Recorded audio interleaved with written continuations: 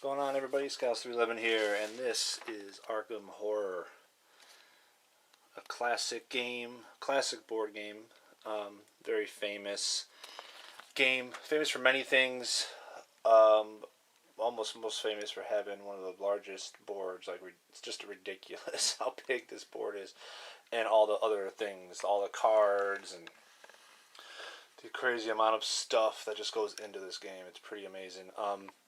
So what this is going to be is Arkham Horror, and I am going to also play with the expansion.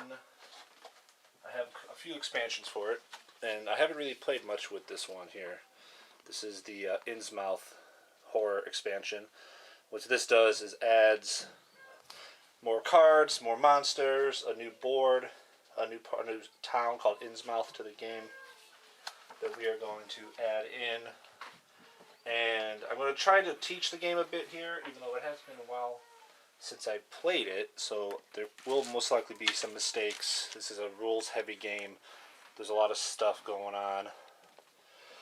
But we'll do the best we can, and if there's any mistakes made, anybody who picks that up, who watches, if you let me know, we'll try to fix them. And if we can't fix them because we moved too far or something, I guess we'll just move on and, see how we do. So game setup is it's like a 14-step process. Some of it I've already taken care of. The first thing we do is prepare the playing area, of course. So you unfold a massive board and play in the center of the table, of course. Make sure there's space around it. Things like that. The other thing you do is we add the terror track, the terror marker to the terror track. And that is right down here, the terror track. You see, it's a numbered 1 through 10. This here is the terror marker. And when we start the game, we put it on 0. Every time this terror track goes up throughout the game, certain things happen. Allies that you could possibly get in the game leave town every time it goes up. Anytime it gets to a 3, when it gets to a 3, the general store closes in town. When it gets to a 6, the curiosity shop closes, and when it gets to 9, the magic shop closes. And when it gets to 10, it just gets even worse. So let's not try to get it to 10. Let's do our best job at not doing that. The next thing we do is we place the initial clues. So you have a bag of clues here. Oh, actually, I'm sorry. Because of Innsmouth, we have additional things to do. So step 1 for Innsmouth, besides just doing this board, we have to add the Innsmouth board to the game. So here is the Innsmouth board that we're going to add. It has a factory district here with 3 locations. It has the Church Green district with 3 locations. Innsmouth Shore with 3 locations. And it also has a bus service here, which is basically how you get into town from the train station from actual Arkham. That's how you get here. If you go to the train station, pay $1, and you can head over to this location with the train, the bus station. It looks like our bus service. So this gets added to the end of the board. You add it so this area here, this tracker, is to the right by the other world markers. So you add it like so. So this makes the games even bigger. And there's also 2 other expansions that add boards to the game, and you could technically add all of those in, so you have just an insane board. But we are only going to play with 1 at a time here. If we ever even do more than 1 series of this, we're only going to use 1. So after we add that board, we actually have to do a couple things for that. We place 2 aquatic markers because aquatic travel is part of this. Since Innsmouth is on the sea, it has some aquatic things. So we have these 2 aquatic markers that we put on normal places on the board here, which one of them is the Unvisited Isle, and one is the river docks. So these are basically now on like the sea as well. So there could be travel done from one part of the game to another. So there's certain locations in Innsmouth, like the here, all the ones on the water here. Also the Innsmouth shore that have the same mark. And if a monster is on one of these spaces with the water marks, and an investigator is on another space with a watermark, even if they're on a different board, they can travel across the water to go get that attack that investigator. And basically there's travel between those water areas that get added in now. So that is setting up part one. Then we place the clues. You have a bag of clues here. They're all the same, double-sided. When you place clues, you place them. Different locations on the board have two different colored diamonds. So the Historical Society here has a red diamond. These are unstable locations. These are locations where gates can spawn in the world.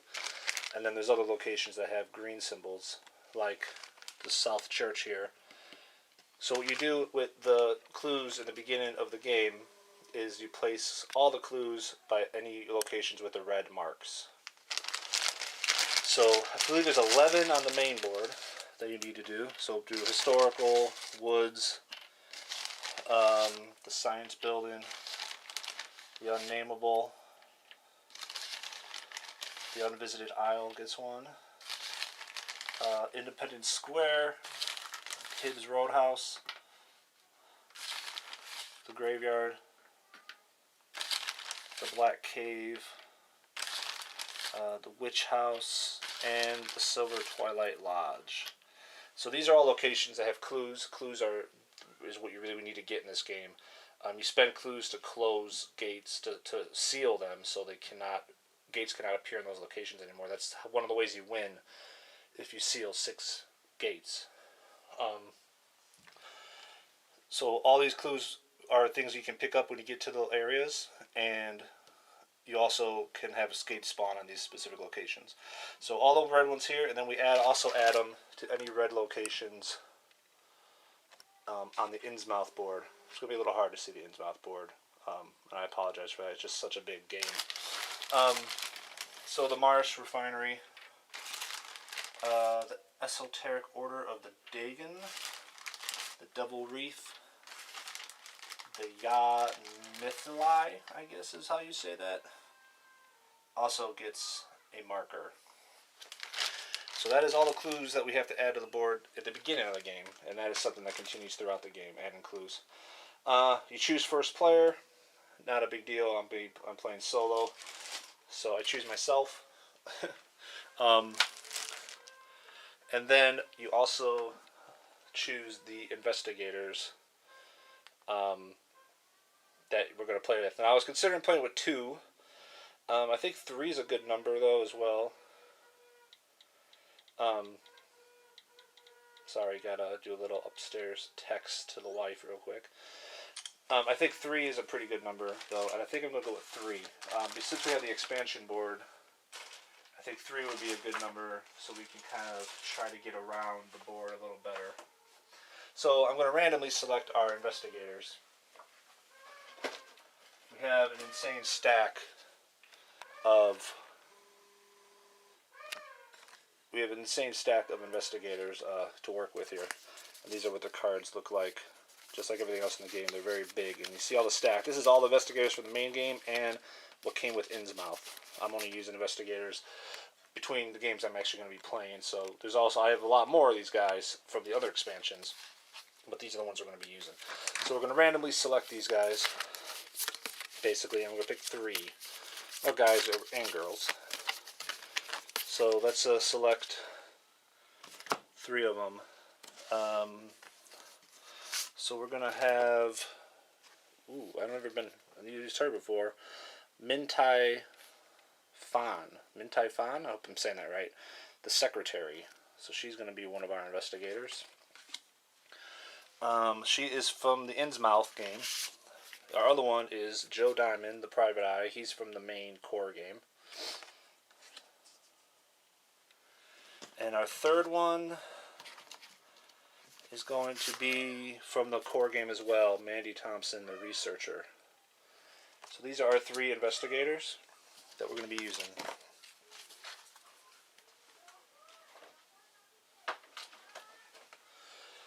Okay, so we've gotten there. Next thing to do is to reveal the Ancient One. So the Ancient One is the main enemy in the game.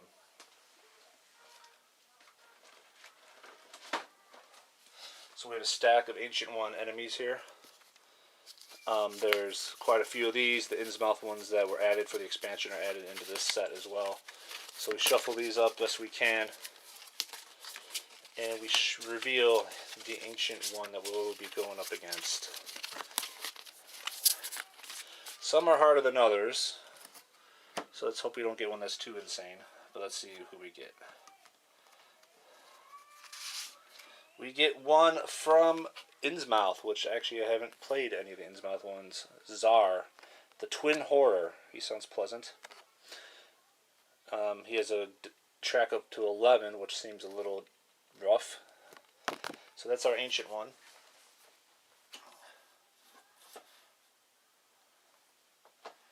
And the Ancient Ones have certain things in the game that trigger in different parts of their, that matter. So let's take a look at this guy. So here's our, this is his combat modifier. If we ever have to fight him, we have to worry about that. Hopefully we don't. This is his attack, which would only happen if we have to fight him. Like I said, hopefully we don't. But there is some text that matters here. So worshippers. Czar is the worshipped by the evil tribe. Chochos and Chocho priests gain overwhelming 1. So there's enemies called Chochos, Chocho priests. They get this ability called overwhelming 1 if you fight them. Start of battle.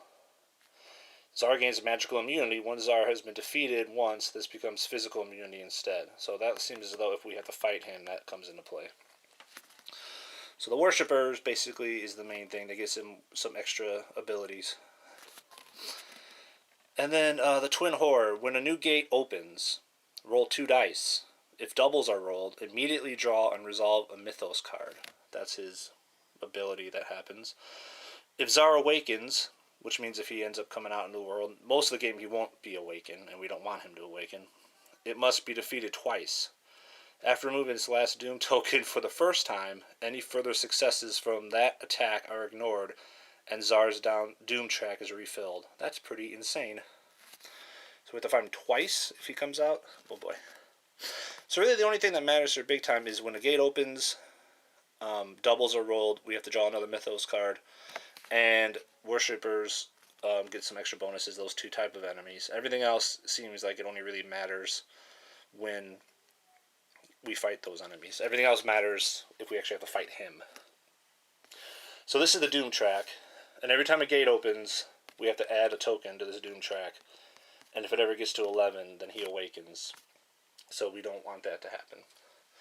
So I'm going to place his card way up here and try to remember everything that matters on him and keep an eye on him throughout the game to make sure I'm doing it proper.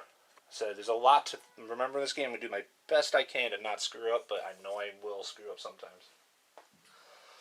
Just a lot to take in. Okay, so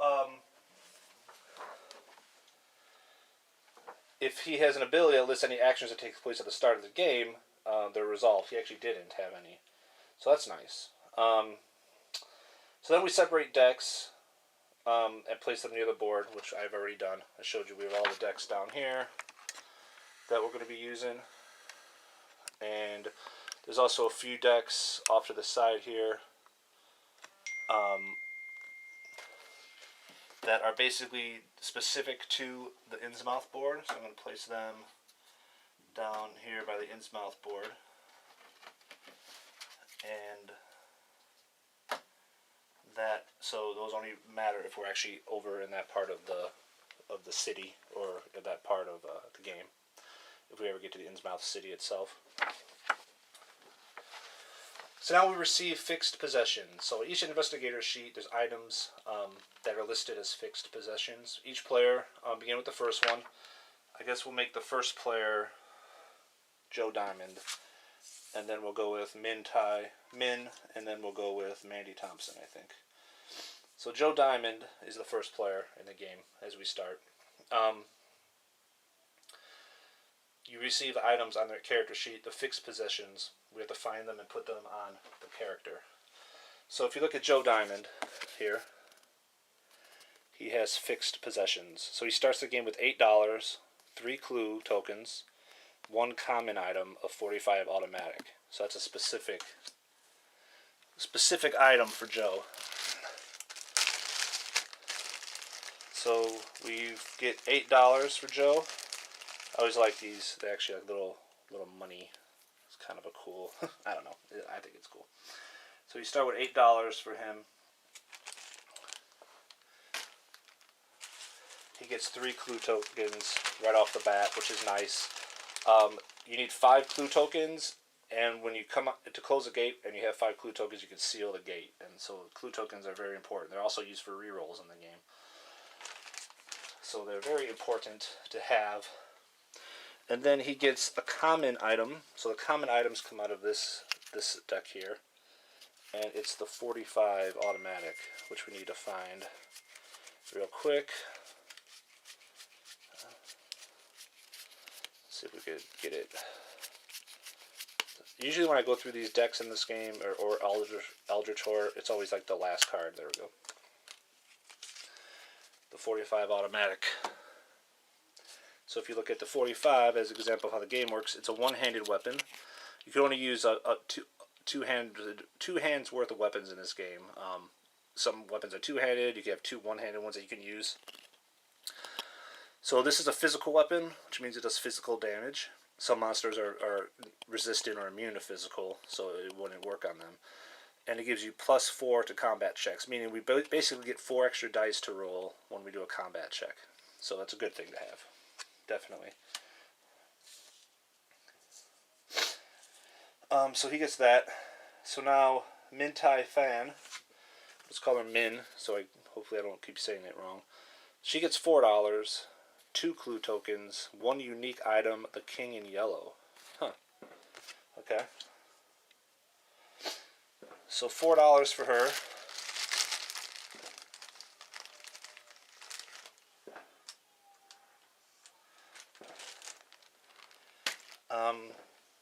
Two clue tokens. So she gets to start with 2 of these, which is obviously useful. To have people who start with clue tokens is nice. I'm not sure if they all do, but all the ours do. And the unique item, the King in Yellow. This is the unique item deck. So the King in Yellow is right on the top. So the King in Yellow is a tome that says movement. Exhaust and spend 2 movement points to make a lore -2 check. If you pass, gain 4 clue tokens, lose 1 sanity, and discard the King in Yellow. If you fail, nothing happens. So the King in Yellow is actually one of the smaller expansions in the game. It's a play that can come, if you have that small expansion, I have it, but we're not using it. It adds this play to Arkham, where if people keep seeing the play, they start to go mad and all that, so it's a kind of cool little expansion. This is an actual item from the main game, though, that has to do with it. So she gets that. So basically, during her movement phase, she could spend 2 of her movement points to make a lore -2 check. I'll get to what that means. And then she can get some clue tokens. And then that has to get discarded. So it's like a one-time thing if she succeeds at that check. She gets clue tokens. 4 of them, which is a lot. And then Mandy Thompson is last. She starts with $6 and 4 clue tokens. So she doesn't start with an item specific to her. Alright, so $6 for Mandy. And 4 clue tokens. So that's pretty good too.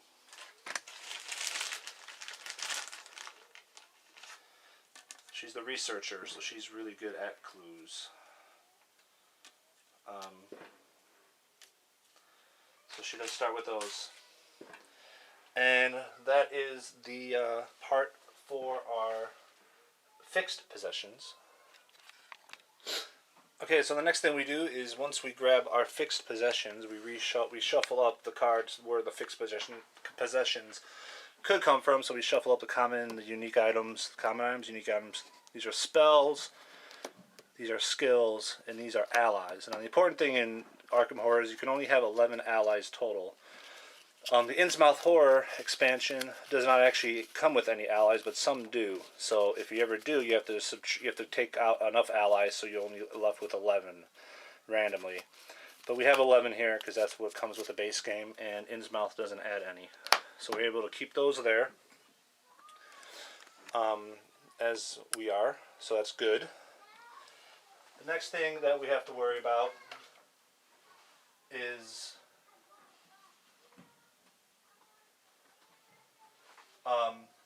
receiving random possessions. So after those are shuffled up, each investigator receives one or more random possessions. Begin with the first player, and you go around. So there's some characters that have abilities where you can draw additional cards. They do work when drawing random possessions. Somebody has an ability where you can look at the bottom of the deck before you draw from the top, and you can take the bottom card, things like that. Those do work with this phase of the game in the beginning, the random possession phase. None of our characters actually has anything for that. So we just draw them up randomly. So Joe Diamond gets 2 common items and 1 skill. So take a look at the cards here. And he gets 2 common items. So he gets a Tommy gun, which is a physical weapon that gives him +6 to combat checks. It's a 2-hander. So now he has 2 weapons. He could technically trade an item with another character, I believe, to give the other gun away. He doesn't need them both. And he has an 18 Derringer, which is a physical weapon as well, +2 to combat checks. It cannot be lost or stolen unless you choose to allow it. That's a 1-hander. So he got a ton of weapons. Joe Diamond, the Private Eye. He also gets 1 skill. So these are the skills. These usually help with your stats. So he gets luck, +1 to luck. When you spend a clue token to add to any luck check, add 1 extra bonus die. So a clue token could usually give you 1 extra reroll, 1 extra die. With this, he gets 2 if it's for a luck check. But he gets +1 luck all the time also. So that is Joe Diamond's random possessions. Now we'll move on to Min. She gets 2 common items as well. So she gets the Lantern, which gives her +1 to luck checks. She also gets the motorcycle. So we got a secretary on a motorcycle. Exhaust to get 2 extra movement points. So exhaust just means tapping it. You can basically use it once it's around. So that's pretty nice. 1 unique item. The Holy Water. It's a magical weapon.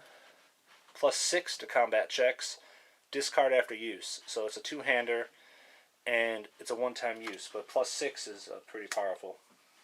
And it's magical, which is nice if we face any physical resistant or immune creatures. And she also gets a spell and a skill. She gets a lot of stuff. So the spell she gets is Shrivelin, which is a pretty good spell. All spells have casting modifiers. To cast the spell, you have to make a lore check, and you have to. So to cast this one, she has to subtract 1 from her die from her check. She has to spend 1 sanity to cast it. Any phase, cast and exhaust to gain +6 to the combat checks until the end of this combat. Okay, so she could basically make herself stronger until the end of the combat. And then the last thing she gets is a skill, which is Will. Will +1. And like the luck one, when you spend a clue token to add 1 to any will check, add an extra bonus die. So it's similar to Joe Diamond's luck ability. Alright, so the last character we have to worry about is Mandy Thompson. She gets 2 common items. So she gets the Dark Cloak, +1 to evade checks. that could be useful. And food. Just straight up food.